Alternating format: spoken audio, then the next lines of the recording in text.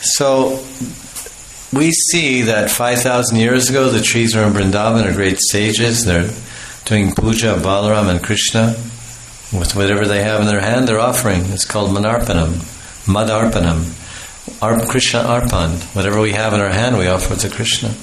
Yet this is karma yoga. Whatever you have you offer to God. This verse is there in 9th chapter, 27th verse in Gita.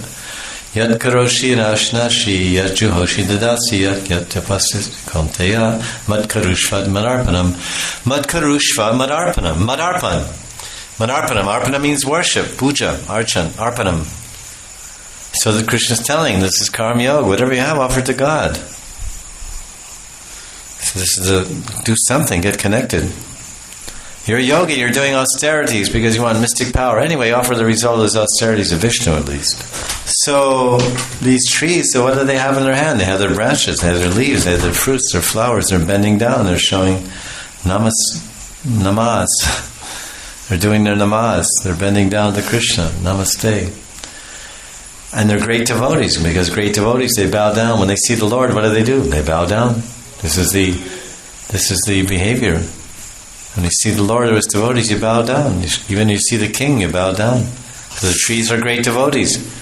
Great devotees are taking the form of trees. Nala Kuvera, Manigriva, they're demigods, they're also devotees, but they're intoxicated and covered over. They're Vishnu Bhaktas. Had to be. If they were Mayavadis, they'd be born in trees, not in the holy Dham, to get the privilege of getting liberated by Krishna. Not possible. He not only liberated them, he gave them prema bhakti. So that's also told. They went back to the heavenly planets to finish their lifespan there, and after that they got prema bhakti in Siddhadeha. Radhe Radhe. So this is the 5,000 years ago, it was like this. These are trees, great devotees, bowing down, offering the fruits. Fruits is the best thing they have. What is the best thing a tree has? Is it the leaves? You would like to eat mango leaves. And decorate your altar with them, or decorate your yagyashala, or your griha pravesh with mango garland. It's auspicious. Well, you'd like to eat them? So what's the best offering? The best offering of a tree?